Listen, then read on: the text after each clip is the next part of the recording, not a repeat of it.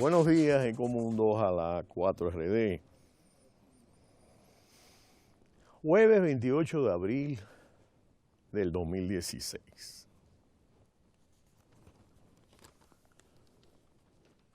Hoy es un día muy especial, sobre todo porque se cumple el 51 aniversario de la intervención militar de los Estados Unidos en República Dominicana, tras los acontecimientos del 24 de abril, en el que el pueblo, en armas,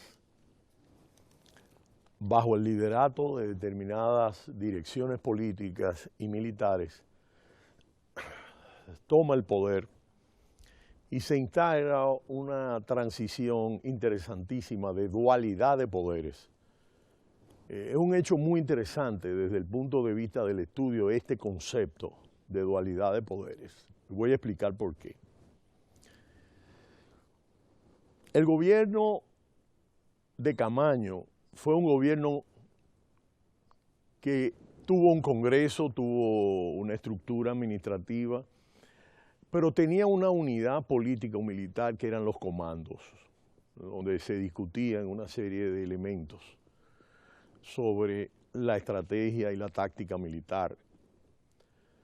Y sus representantes eran altos representantes de la sociedad dominicana, es decir, el grupo que estaba ahí como con Jotincuri a la cabeza, y el mismo Antonio Guzmán era una figura que estuvo ahí, el PRD en su conjunto. Recordemos que esta situación de la Guerra de Abril es el resultado directo, entre otras razones, del golpe de Estado al primer experimento democrático de República Dominicana, organizado por unas elecciones libres, totalmente libres, el 20 de diciembre de 1962.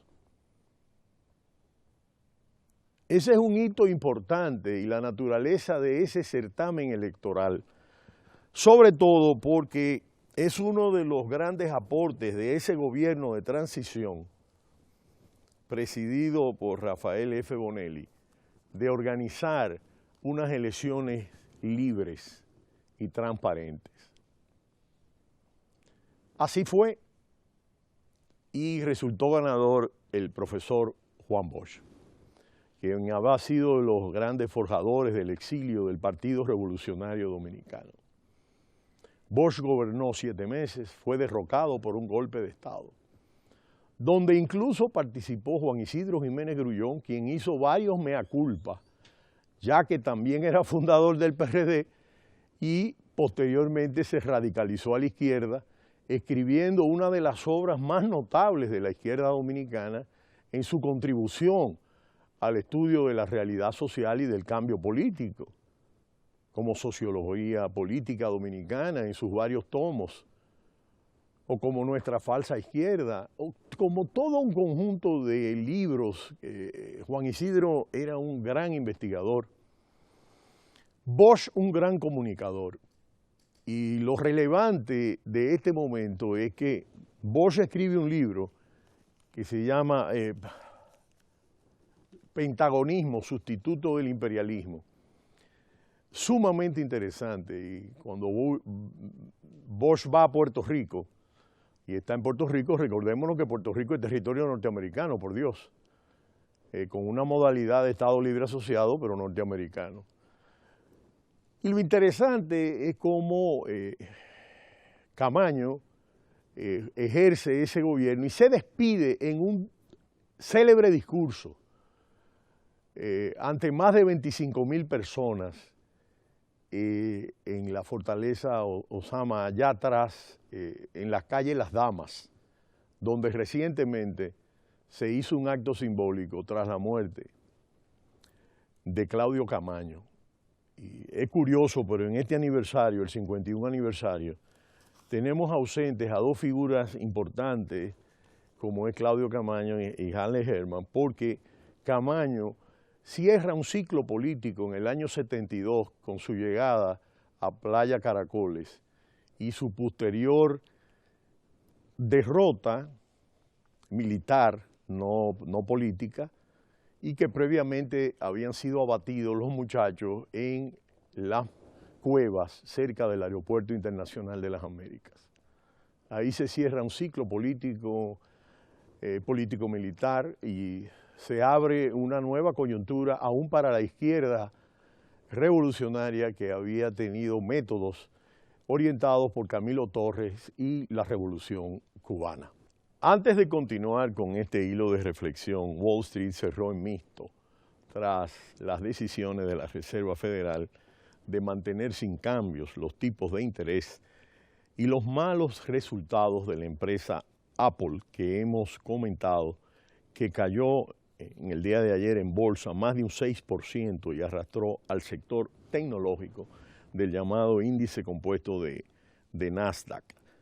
Pero la atención de los inversores estuvo también en Washington, donde la Reserva Federal decidió mantener inalterada su política de tasa de interés tras su reunión de política monetaria. Pero lo más significativo de esto es que admitió que el crecimiento económico de Estados Unidos parece haberse ralentizado.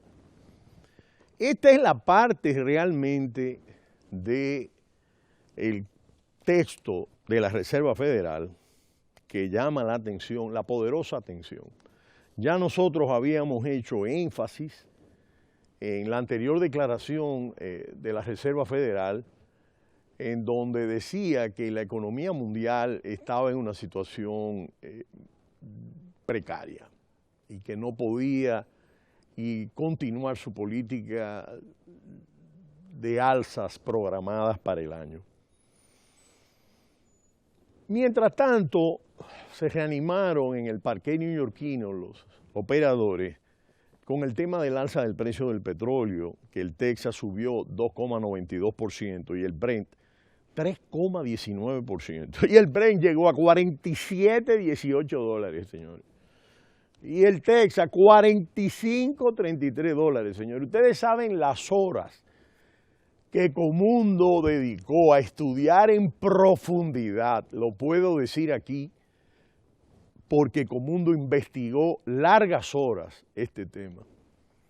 Y fíjense cómo hemos llegado a un retorno, ya que ese ciclo de caída del petróleo entrara ya en otro umbral y que se viera que la horquilla 45-55 parece ser donde nos quedaremos. Hemos analizado el tema de las bandas y habíamos presentado con bastante detalle el informe de la Organización Internacional de Energía.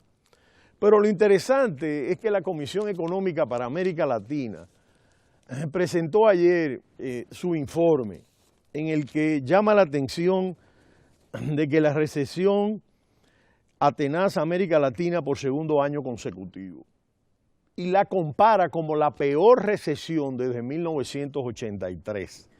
La recesión ha echado raíces en América Latina. El Fondo Monetario Internacional presentó ayer en Ciudad de México su informe de previsiones para este año y el próximo en la región, y los pronósticos no resultan muy esperanzadores.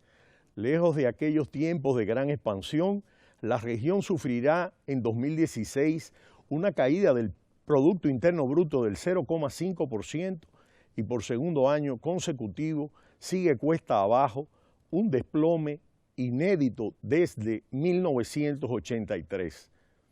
La atonía china, el descenso de las materias primas y la crisis del petróleo son factores generales que ayudan a explicar esta situación.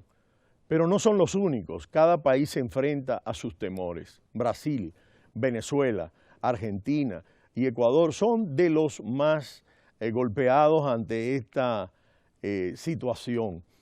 Pero no obstante, hay que mencionar a Chile con una desaceleración fuerte y ese calificativo de atonía es justamente de debilidad de China. Pero el Fondo Monetario Internacional cita el elevado nivel de incertidumbre respecto a la política interna como otra de las claves para el bajón del gigante de Brasil. Y nosotros, que hemos hablado bastante, nos alegra que sea una institución de Naciones Unidas, como la Comisión Económica para América Latina, que yo ayer expliqué a Raúl Prebisch y a la importancia de esta corriente en el estudio de América Latina y en la historia de América Latina, que es, digo textualmente, el Fondo Monetario Internacional cita el elevado nivel de incertidumbre respecto a la política interna como otra de las claves para el bajón del gigante Brasil. Es decir, que hay un problema donde no solo la economía o la política económica o la autonomía de China, es el tema político, que está arrastrando a Brasil y va a arrastrar a América Latina a una situación crítica por la insensatez